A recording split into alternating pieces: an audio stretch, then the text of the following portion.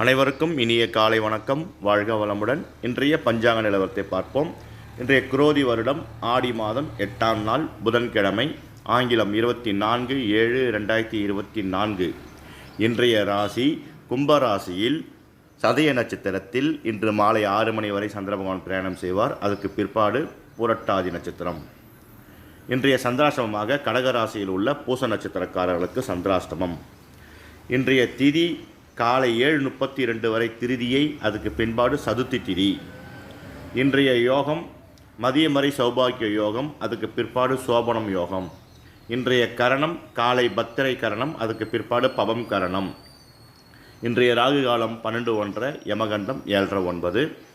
அன்பர்களே, மேஷம் முதல் மீனம் வரை ராசிகளுக்கு ஆகஸ்ட் மாத பலன்கள் இந்த பயோவில் கொடுத்துருக்கேன். அதை பார்த்து நீங்கள் தெரிஞ்சுக்கங்க. நன்றி, வணக்கம், வாழ்க வளமுடன்.